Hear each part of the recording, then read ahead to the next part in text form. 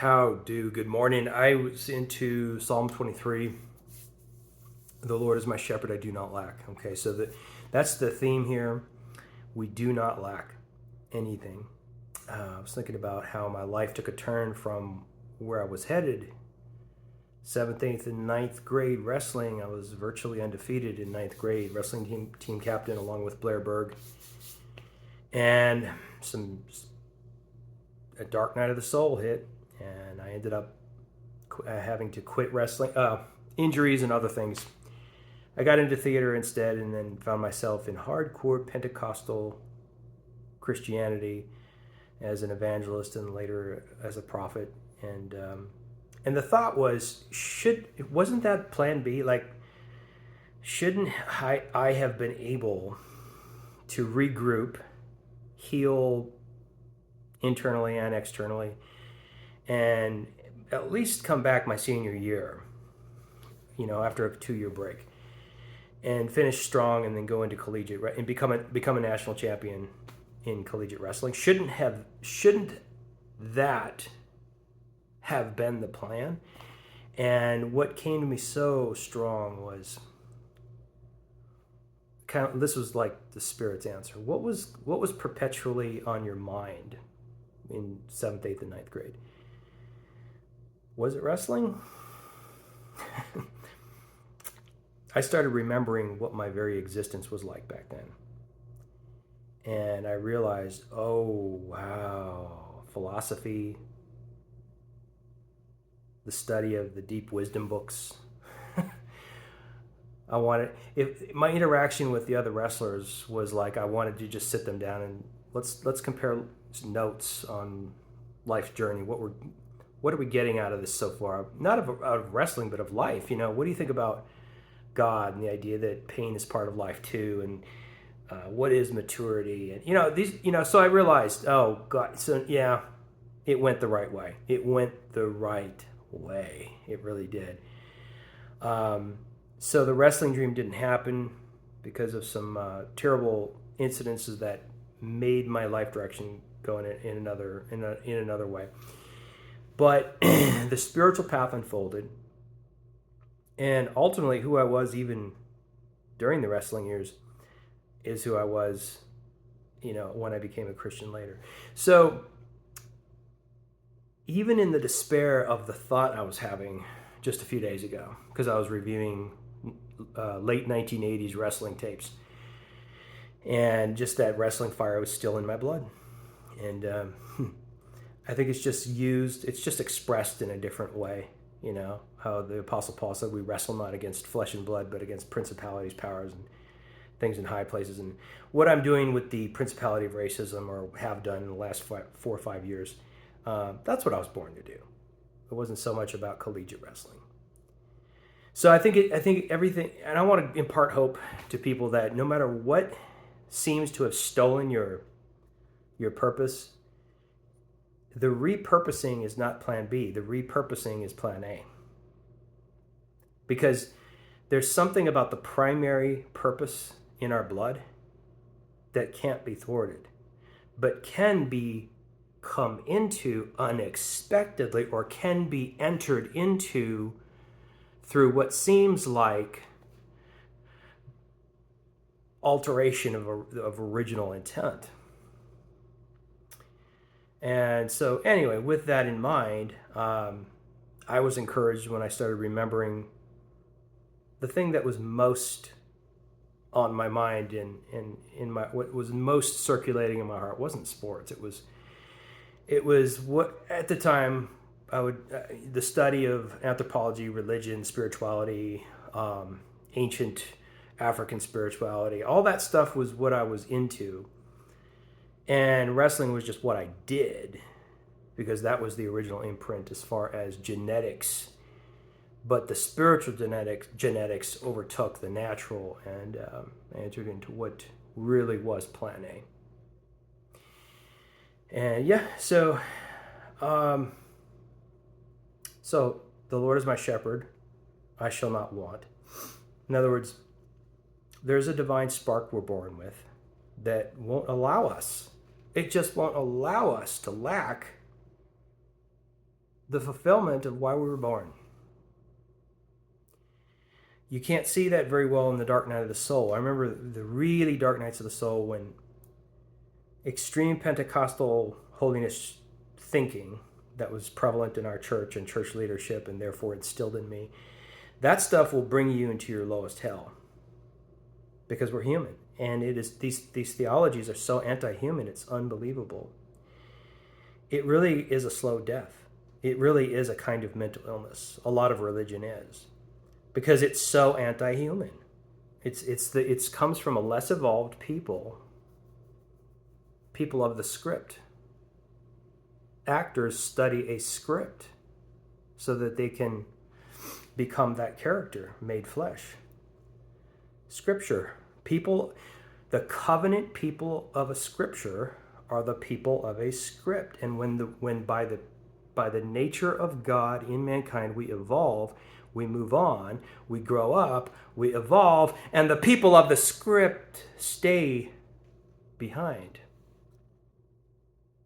and persecute the people who have evolved in the secular world.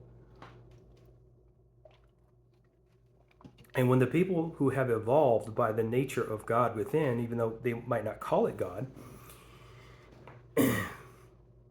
but we are all a heaven and earth fusion. We're all a celestial and terrestrial fusion. That's what a human being is. When the people push back against the unevolved, like Jesus pushing back on the Pharisee sect, or today's people of BLM, or teachers of love and equality for all, push back on the religious right.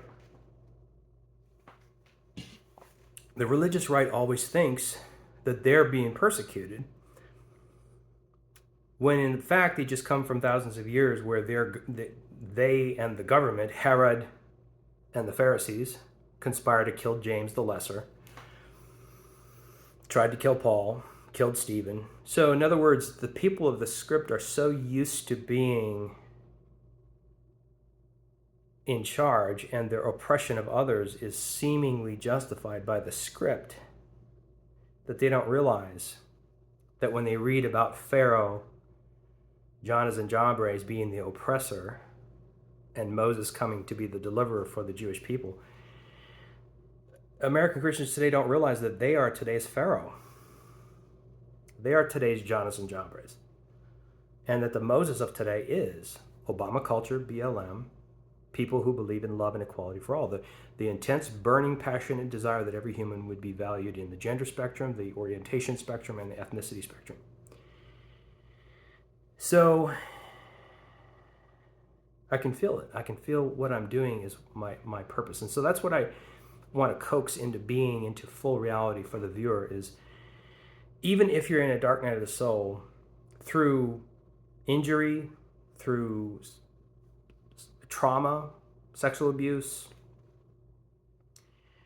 or religion that has caused you to hate yourself, to feel shame-based identity because you're a sexual being, or because your orientation is different than what a less evolved, more superstitious people wrote in, say, Romans chapter 1.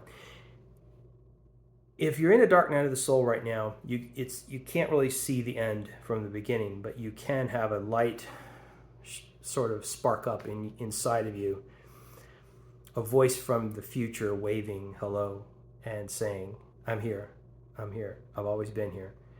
The completed, perfected version of you. And if you want to perfect your Pentecostal journey, I'm here to help you do that. And if you want to get out of it and enter a more balanced spirit-human fusion, like the secular world is doing without calling it that, I'm here to help you do that. And if you want to change religions and leave Christianity for Hinduism, I'm here to help you do that. I'll be your higher self right now to take on whatever form you want. But the thing is, the catch is, you and I, spirit and soul, spiritual awareness and self-awareness, you and I made an agreement before we were born into the womb, or through the womb. And that is that we would never let each other go.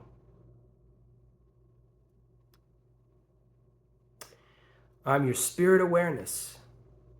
And where you're at is your self-awareness.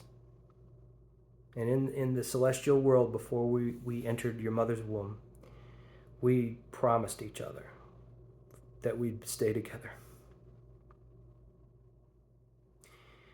And wherever you want to go, I'll go with you. And I'll lead you and guide you into all the truths that would make that happen.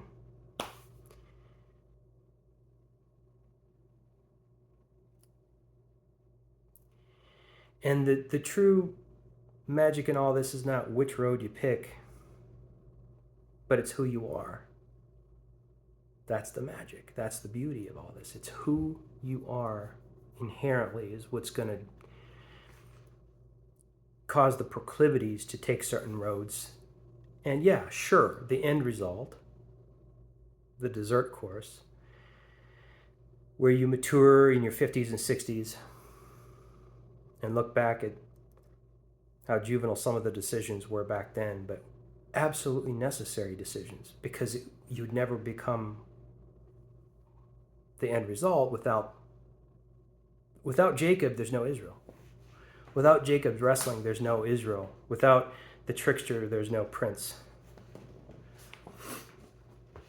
So be who you are. Show up. Show up fully, but show up with wisdom. If you know that showing up fully as you is going to get you penalized, weigh it out. Weigh it out. And go through each gate of experience, each gate of passing time, according to what you believe is the right thing to do. But I'm here for you.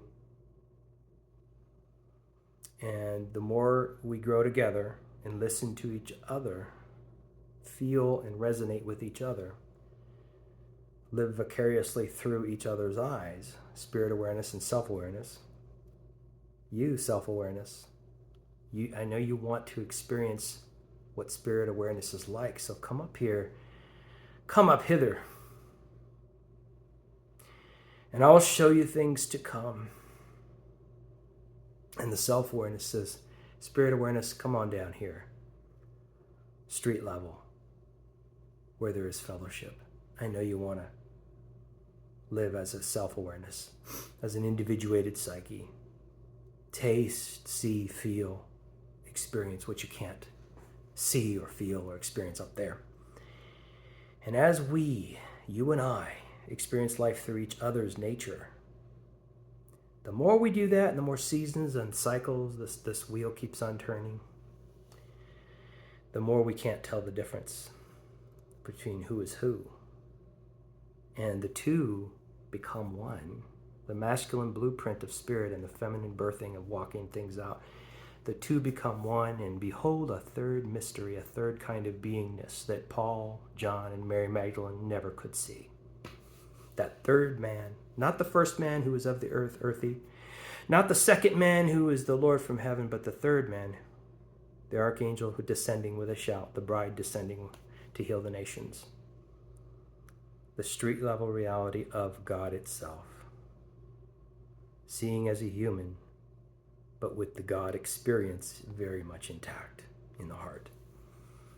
I love you, I love you, I love you, I love you, I love you, I love you. The two say to each other, perpetually in the heart. But let's back up for a minute. There are moments where the spirit awareness and self-awareness need to take on distinct roles, distinct relationships with each other to fulfill something that their church taught them, that without fulfilling it, they just won't feel like they had the complete experience in life. For example, God as Father being proud of you as the son or daughter. Or sometimes the inner child just needs to be validated. And so the spirit self, the spirit awareness will take on the role of God as your father, or Jesus as your husband. If you're into Pentecostal theology, the church is called the bride. So sometimes you need that really almost romantic heart-to-heart intimacy between the spirit of Jesus and your heart. And sometimes you need, like in this moment that I'm going to speak of right now. Sometimes you just need your spirit awareness, which is connected to the all of the heavenly world, to speak to your self-awareness, which is connected to fellowship and the goings-on of social movement and earth itself, and the body is made of earth. Sometimes your distinction of relationship needs to be a fulfillment of love between father and son. Whether you're male or female, we say son, S-O-N, because in Pentecostal theology, son literally just means the manifestation of God, or the visible God. Because God does have this is in Pentecostal oneness theology. We say God does have a son, whether written, spoken, or personified. And so you, as the personified Spirit of God, would be that son, and the invisible aspect of your being would be the Father. You see what I mean? So let's say this. I'm gonna just throw out some momentum in the Spirit for you, and I want you to visualize this, that in the coming, let's say in the coming 7 days of your life, visualize what your life is like. And in the coming 7 days, every day that you live, for 6 days, and there'll be a distinction on the seventh day. For the next 6 days, you will hear my Spirit say, I love you, my son. I love you. I love you, my child. I love you. I love you, my child. I love you. And you will take it in and absorb it and relish in, and just nurture yourself with that voice. Let it soak in, soak in, soak in. Because I tell you that on that seventh morning when you wake up, your spirit will automatically respond to all that lavishing of love and say, I love you, Father. I love you. I love you, Father. I love you. I love you, Father. I love you. And in that full response, there comes about a greater oneness, a greater trust, a greater security. And then it's rolled up, and its imprint is etched upon your heart for the rest of your life. And there'll be a greater strength in you for the rest of your life. And that's what's going to happen to you in the next 7 days. Maybe even in your dreams it'll happen. But I impart that, or if you just visualize it, you can experience the fullness of it like a sponge absorbing it just through the visual. And just through resonating with my voice in this moment, in the telling of that. Maybe rewind it and re-listen to it. Some people will have the fullness of it right then and there, and others may have the voice of God speak to them every day for the 6 days, and then their own spiritual energetic signature will speak back, on that seventh day. Or there can be a pulsating romantic, almost like a human romance, but it's not. It's 100% spiritual. What you call the Buddha or Jesus or Allah or God or whatever you call Yeshua, whatever you want to call God, whatever your identification point for the Creator is, there can be this pulsating, beautiful in-loveness, just like a husband and wife in-loveness, but just flowing back and forth between your two hearts. I love you, my spouse. I love you. I love you, my husband. I love you, my wife. I love you. I love you. I love you. And it wraps you up, and there's the security. There's the oneness. So whatever forms, John 5:37, you've not seen God's shape the way I've seen it.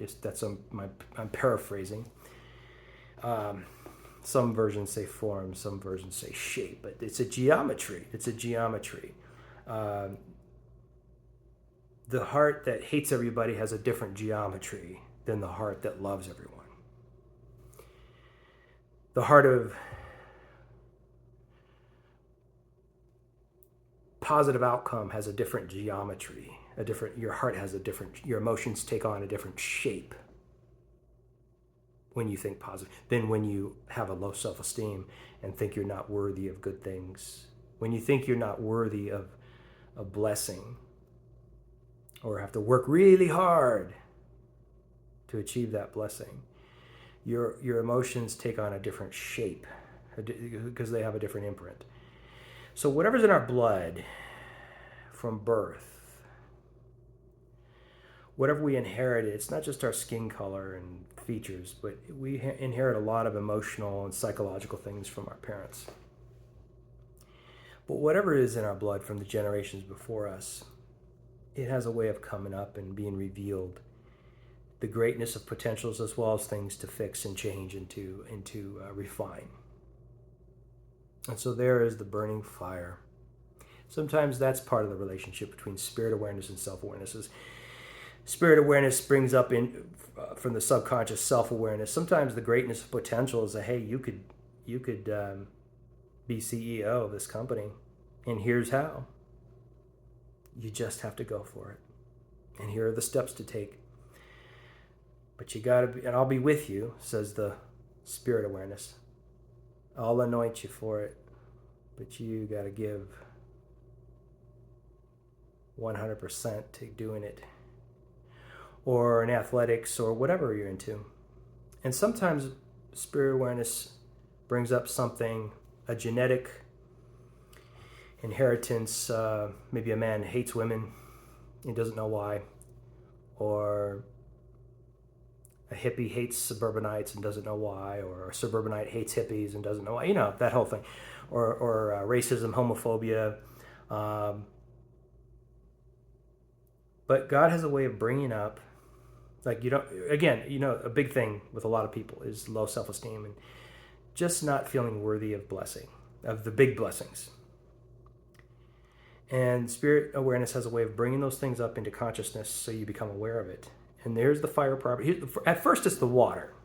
Jesus said, now are you clean through the word which I've spoken to you. And Paul writes in Ephesians, he speaks of the washing of water by the word. But some things are so inherent. Some things we're so traumatized in that hearing truth isn't going to do it. The water. What the water can't get, the fire will. Oh, there are three that bear witness. In 1 John 5:8, there are three that bear witness in earth. The Spirit. What does it say? There's three that bear witness in heaven. The Father, the Word, and the Spirit. And there are three that bear witness in the earth. The Spirit, the water, and the blood. The Spirit, the water, and the blood. And the Spirit, remember, in Hebrews it says, our God is a consuming fire. So here's the fire properties, ready to burn that stuff up so that you can keep going on your journey without being hindered. As the Spirit properties burn, just let it burn up right now. Bring it, one thing, not two or three things. One thing, bring it up right now. And you don't even have to visualize it. I'm just saying, here it is. The Spirit is descending now and it's burning it up. Just burning it up. Just burning it up. Burning it up. Burning it up. Burning it up. Burning it up. Burning it up.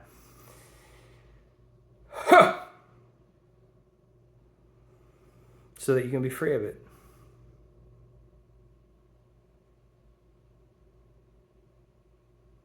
Thank you guys. I love you.